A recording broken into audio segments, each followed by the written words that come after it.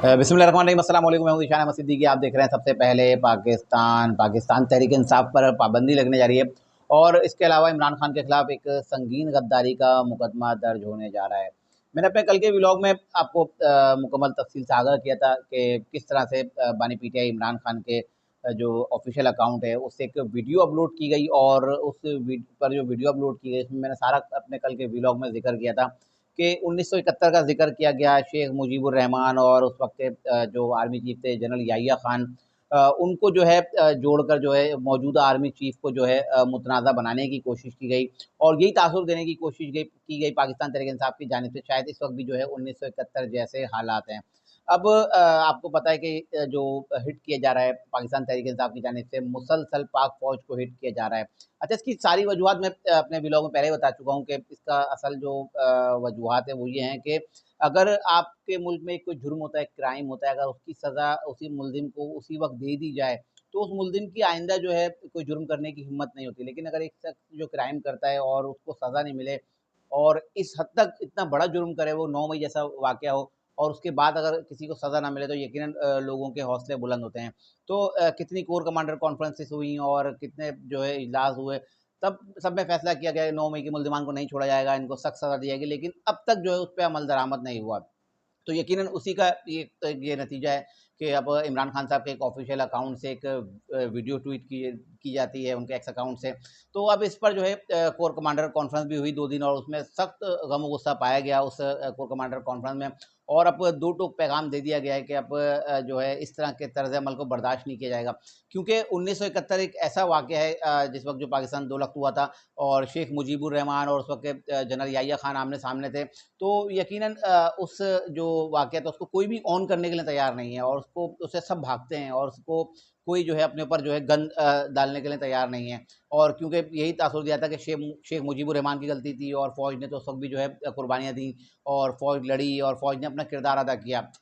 बहरहाल अब इमरान खान ने जो ये काम किया और इस पर जो है अब कोर कमांडर कॉन्फ्रेंस हुई और उसमें जो गुस्सा पाया गया, तो उसके बाद जो है फ़ौरी तौर पर जो है एफआईए ने एक्शन लिया और एफआईए ने कहा कि अब जो ये वीडियो अपलोड की गई है, इस पर जो है अब इंक्वायरी करनी चाहिए। अब ये लेटर देख रहे हो मेरे पीछे एक नोटिफ़िकेशन जारी किया गया, अब इन्होंने इस पे इंक्वायरी करने का फैसला किया एफआईए साइबर क्राइम ने, जिसमें 4 लोगों से इंक्वायरी की जाएगी, जिसमें बानी पीटीआई इमरान खान है, गौहर खान है और जो क्योंकि जिस वक़्त जो मौजूदा चेयरमैन पीटीआई की बैरिस्टर गौहर हैं और इसके अलावा उमर अयूब हैं और रऊफ़ हसन हैं। अच्छा, अब जब ये इंक्वायरी होगी ना एफआईए से, क्योंकि आपको पता है कि बैरिस्टर गौहर खान तो पहले ही लाताल्लुकी कर चुके हैं कि भाई ये इस वीडियो का इमरान खान से कोई ताल्लुक नहीं है और उमर अयूब भी जो है लाताल्लुकी कर चुके हैं। लेकिन रऊफ़ हसन ने एक प्रेस कॉन्फ्रेंस जो की थी और उन्होंने जिसमें उन्होंने जो है ऑन कर लिया अकाउंट को कि भाई हमारा ये अकाउंट है, इमरान खान साहब का ऑफिशियल अकाउंट है।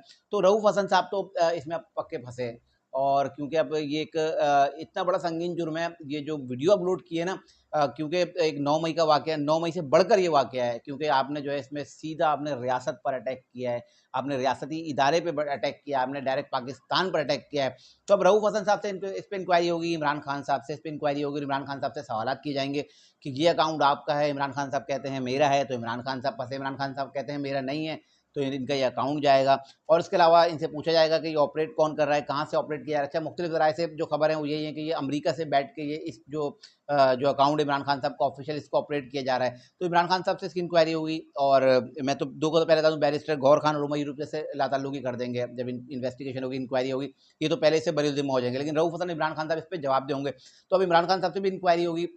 इमरान खान से काफ़ी सवालात किए जाएँगे कि ये जो आप जो मवाद जो शेयर किया जाता है, ये ऑपरेट जो किया जाता है, इसको भेजता कौन है? क्या आपकी ईमा पर या आपके कहने पर ये सब ऑपरेट किया गया? अच्छा, इमरान खान साहब अगर हाँ करते हैं तो तब भी फँसे और ना करते हैं तो तब भी फँसे।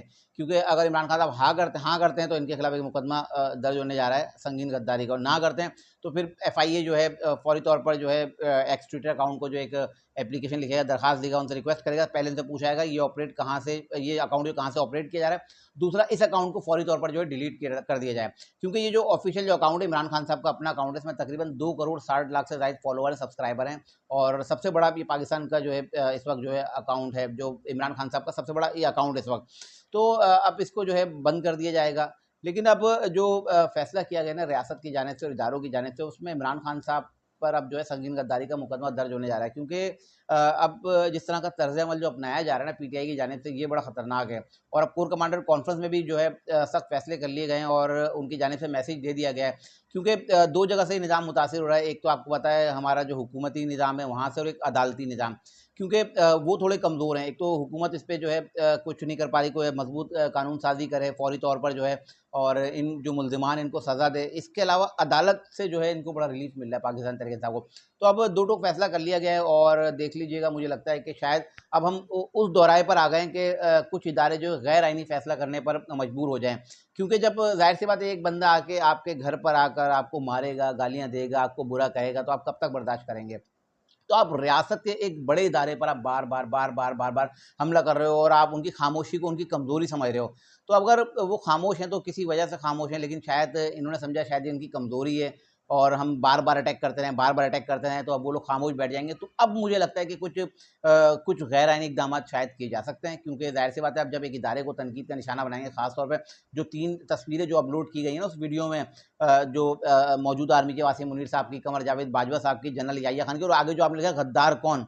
तो इसका मतलब क्या है? तो इमरान खान साहब के खिलाफ जो है आप देख लीजिएगा, रियासत पाकिस्तान में जो है अवाम को जो है गद्दारी पे या बगावत पर उकसाने का जो है अब मुकदमा जो है इन पर दर्ज होगा। इसके अलावा पाकिस्तान तहरीक इंसाफ पर जो पाबंदी लगने जा रही है, और क्योंकि मुझे भी अब इसके इम्कानात लग रहे हैं, जो फैसल वाडा ने भी एक चैनल में इसका एतराफ़ किया, उन्होंने कहा कि पाकिस्तान तहरीक इंसाफ पर पाबंदी लग सकती है। क्योंकि माज़ी में भी 2 सियासी जमातों की मिसाल सामने, एक टीएलपी और एक एमक्यूएम है, एमक्यूएम लंदन की बात कर रहा हूँ, उन पर पाबंदी लगी है। अच्छा, उन्होंने इतनी संगीन गद्दारी नहीं की, जितनी इस वक़्त की जा रही है पाकिस्तान तहरीक इंसाफ की जानिब से, बानी पीटे इमरान खान की जानिब से। उन्होंने तो इतना सख्त अल्फ़ाज़ भी नहीं बोले, उन्होंने शेख मुजीबुर रहमान को मज़लूम नहीं बोला, उन्होंने पाक फ़ौज को गद्दार नहीं कहा। लेकिन पाकिस्तान तहरीक इंसाफ तो बिल्कुल सारी हदें क्रॉस कर गई है, और इससे तो बहुत आगे है, बहुत आगे है। तो अब पाकिस्तान तहरीक इंसाफ पर मुझे पाबंदी नज़र आ रही है, और पहले ही पाबंदी है, लेकिन अब इसको बैंड किया जा सकता है। और जून में मुझे लगता है कि अब 9 मई के जो मुल्ज़िमान हैं, जो रिहा हो गए, जिन्होंने ज़मानतें ली हैं या जो बरी हो गए, अब उनके खिलाफ जो जून में दोबारा से कार्रवाई शुरू होगी। और पाक बानी पीटीआई इमरान खान के लिए आप देख लीजिएगा, इनके खिलाफ जो संगीन गद्दारी का मुकदमा दर्ज होना है। अब क्योंकि मैं हमेशा अपने व्लॉग में पहले ही बोलता हूँ कि इमरान खान साहब के लिए कोई रास्ता नहीं है, कोई चांस नहीं है, पहले ही बहुत सारे मुकदमा थे। लेकिन अब जो ये मुकदमा बनेगा ना, इसमें इमरान खान साहब के लिए आगे चल के बचना नामुमकिन होगा। ये थी आज की कुछ इंतहाई अहम खबरें, जिसके साथ मैं हाज़िर होता हूँ इंशाल्लाह मज़ीद खबरों और नए तजज़िये के साथ फिर हाज़िर हूँ। तब तक के लिए याद दीजिए, अल्लाह हाफ़िज़।